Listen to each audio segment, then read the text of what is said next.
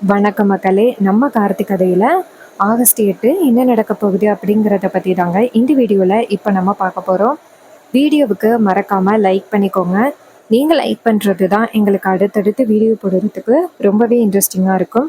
So மறக்காமல் like பண்ணிவிட்டு இந்த வீடியோவை தொடர்ந்து பாருங்கள். என்ன நடக்குது அப்படின்னு பார்த்துக்கிட்டிங்கன்னா, வில்லி வந்துட்டு கரெக்டாக ஒரு ஆளை வச்சு நம்ம ஹீரோவும் ஹீரோயினும் கோவிலில் பூஜை பண்ணுறத அப்படியே வீடியோ எடுத்துடுறாங்க. வீடியோ எடுத்தது மட்டும் இல்லாமல் நேராக வந்துட்டு சந்திராவுக்கு அந்த வீடியோவை அனுப்பி விட்டுறாங்க. சந்திரா அந்த வீடியோவை பார்த்துட்டு ரொம்பவே அதிர்ச்சி ஆகுறாங்க. டைவர்ட் பயலே, நீ ரேவதியை கூட்டிகிட்டு போயிட்டு பூஜையாக பண்ணுற பூஜை உனக்கு இருக்கடா இன்னைக்கு அப்படின்னு சொல்லிட்டு நேராக அந்த வீடியோவை கொண்டு போய் ஈஸ்வரி கிட்ட காமிக்கிறாங்க. அப்போது ஈஸ்வரி சொல்கிறாங்க, என்னாச்சு சந்திரா, என்ன இது அப்படின்னு. அப்போ சந்திரா சொல்கிறாங்க, அக்கா உன் பொண்ணு வந்துட்டு அந்த டிரைவர் பைய கூட சுற்றிக்கிட்டு இருக்கா அப்படின்னு நான் ஆரம்பத்துலேருந்தே நான் உன்கிட்ட சொல்லிக்கிட்டு இருந்தேன். ஆனால் நீ கொஞ்சம் கூட நம்பவே இல்லை. இப்போயாவது பாத்தியா, உன் பொண்ணு அந்த டிரைவர் பைய கூட சுற்றிக்கிட்டு இருக்கா. அதுவும் கோவிலில் 2 பேரும் சேர்ந்து சமயோஜித பூஜை பண்ணுறாங்களாம். இந்த பூஜை பண்ணுறதுனால புருஷ மண்டாட்டிக்குள்ள எந்த பிரச்சனையும் வராமல் ரொம்பவே சுமூகமாக இருப்பாங்களாம். அதுக்கு தான் இந்த பூஜை அப்படின்னு. இதை கேட்டதும் ஈஸ்வரி ஷாக் ஆகுறாங்க. என்னடி சொல்கிற? அப்போ சந்திரா சொல்கிறாங்க, ஆமாக்கா, உன் பொண்ணு இவ்வளோ பெரிய வேலையை பண்ணிக்கிட்டு இருக்கான் அந்த டிரைவர் பைய கூட சந்தோஷமா வாழ்றதுக்காக. நீ தான் அவ சொல்றது எல்லாத்தையுமே நம்பிக்கிட்டு இருக்க அப்படின்னு. இதை கேட்டதும் ஈஸ்வரி சொல்றாங்க, அவ எனக்கு இவ்வளோ பெரிய துரோகத்தை பண்ணுவா அப்படின்னு நான் கொஞ்சம் கூட எதிர்பார்க்கவே இல்லை. சரி வா, எந்த கோவில்ல இருக்கா அப்படின்னு. அதுக்கு சந்திரா சொல்றாங்க, அக்கா இந்த ஊர் கோவில்ல இருந்தா எப்படியும் நம்ம யாராவது பார்த்துருவோம் அப்படின்னு பக்கத்தூர் கோவில்ல இந்த பூஜையை பண்ணியிருக்கா. எனக்கு தெரிஞ்ச ஒருத்தர் தான் இந்த வீடியோவையே அனுப்பிவிட்டாரு அப்படின்னு. இது கேட்டதும் ஈஸ்வரி ஷாக் ஆகுறாங்க. ரேவதிக்கு இவ்வளோ யோசனை எங்கேருந்து வந்துச்சு அப்படின்னு. அதுக்கு சந்திரா சொல்றாங்க, அக்கா இது எல்லாத்துக்கும் அந்த டிரைவர் பையன் தான் காரணம். அவ தான் ரேவதி கிட்ட இந்த மாதிரி பிளான் எல்லாம் சொல்லி இந்த மாதிரி எல்லாம் செய்ய வைக்கிறது அப்படின்னு. இதை கேட்டதும் ஈஸ்வரி சொல்றாங்க, ஆமாண்டி, கண்டிப்பா இது அவனோட வேலையா தான் இருக்கும். என் பொண்ணுக்கு இந்த அளவுக்கெல்லாம் இந்த யோசனையெல்லாம் வராது. அந்த டிரைவர் பையன் தான் என் பொண்ணை இப்படி வந்துட்டு சொல்லி தவறா மாத்தி வச்சிருக்கான். சரி வா, இப்பவே நம்ம கோவிலுக்கு போவோம் அப்படின்னு 2 பேருமே சேர்ந்து கோவிலுக்கு கிளம்புறாங்க. அதே நேரத்துல 2 பேருமே கோவமா கிளம்பி வெளியில வரத மயிலும் ராஜாவும் பாக்குறாங்க.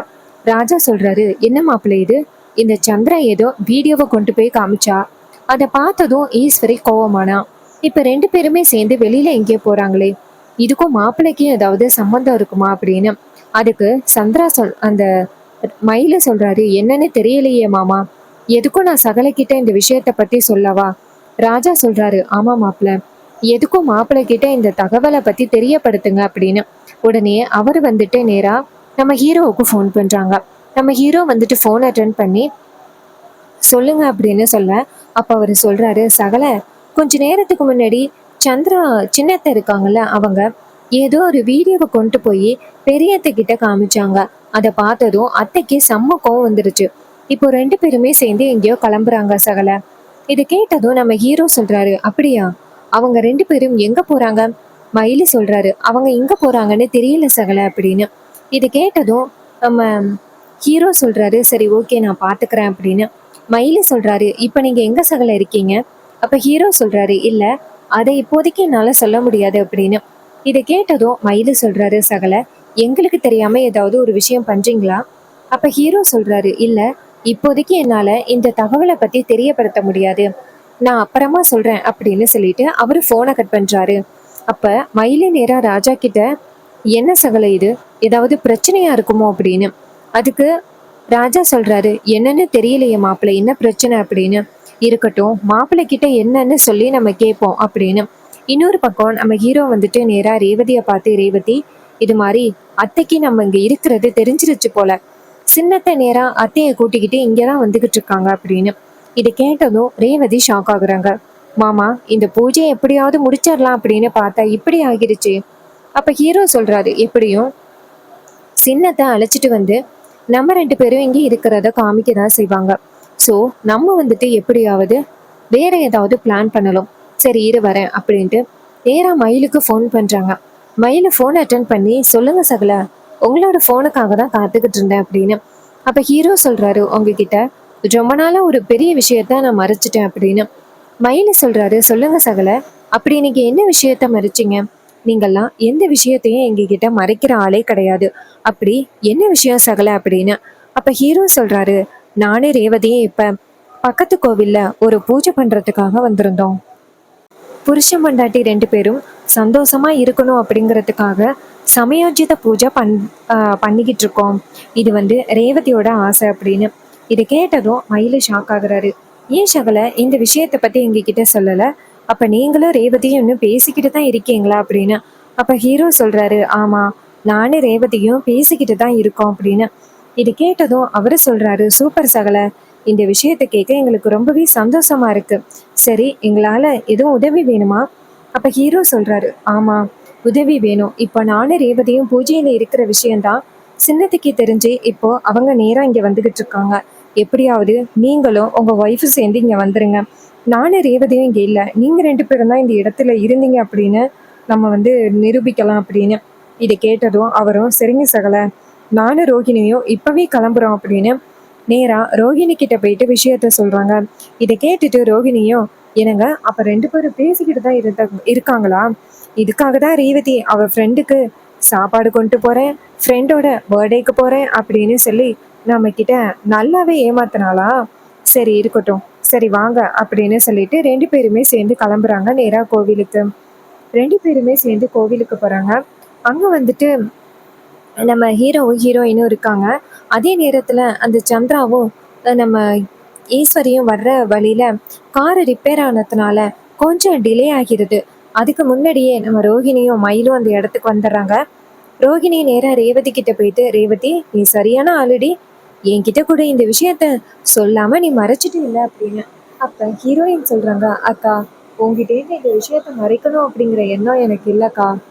அதுக்கு ரோகிணி சொல்றாங்க, இருந்தாலும் நீ மறைச்சிட்டியல்ல, சரி ஓகே, இப்போ அம்மாவும் சித்தியும் வரதுக்குள்ள நம்ம 2 பேரும் இந்த இடத்துல மாறிக்கணும்.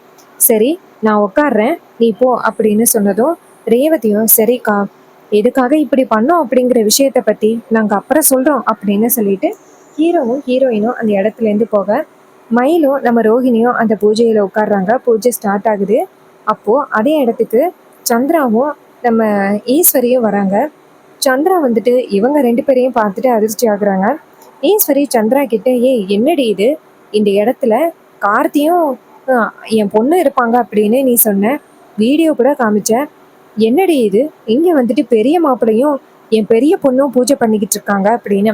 அப்ப ரோஹிணி அவங்க அம்மாவை பார்த்ததோட, அம்மா வாங்கம்மா அப்படின்னு சொல்ல, ஈஸ்வரி சொல்றாங்க, ரோஹிணி நீ இங்க என்னடி பண்ணிக்கிட்டு இருக்க அப்படின்னு.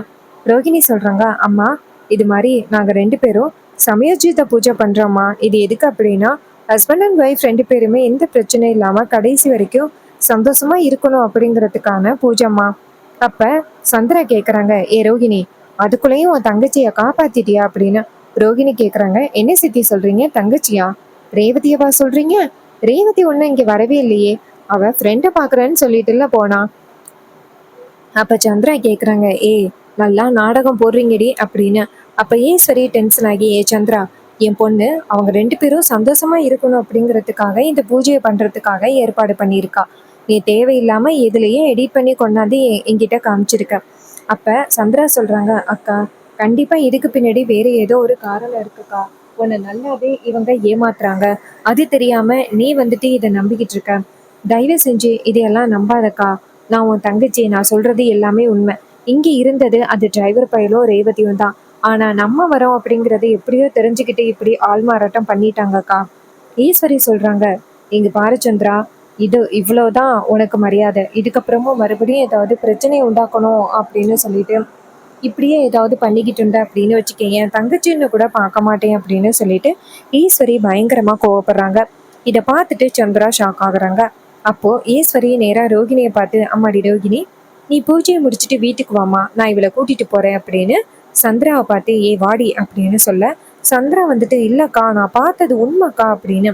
அதுக்கு அவங்க சொல்றாங்க, இங்க பாரு, இதோட நிப்பாட்டு, இப்போ வரப்போறியா இல்லையா அப்படின்னு சொல்லிட்டு தங்கச்சியை பிடிச்சி அந்த இடத்துல இருந்து இழுத்துட்டு போறாங்க. அப்போ சந்திராவுக்கு செம்ம குழப்பமாகுது. இங்க பார்த்தது நம்ம அந்த டிரைவர் பையிலையும் கார்த்தியையும் தானே, ஆனா எப்படி இவங்க 2 பேரும் மாறுனாங்க அப்படின்னு சந்திராவுக்கு மிகப்பெரிய குழப்பமா இருக்கு. அப்போ ஈஸ்வரி என்ன பண்றாங்கன்னா நேரா வீட்டுக்கு போயிடுறாங்க. அந்த நேரத்துல கோவில்ல வந்துட்டு நம்ம ரேவதியும் நம்ம ஹீரோவும் அந்த இடத்துக்கு வராங்க. ரோஹிணியும் நம்ம ராஜா மயிலும் வந்துட்டு பூஜையெல்லாம் முடிச்சுட்டு எந்திரிக்கிறாங்க.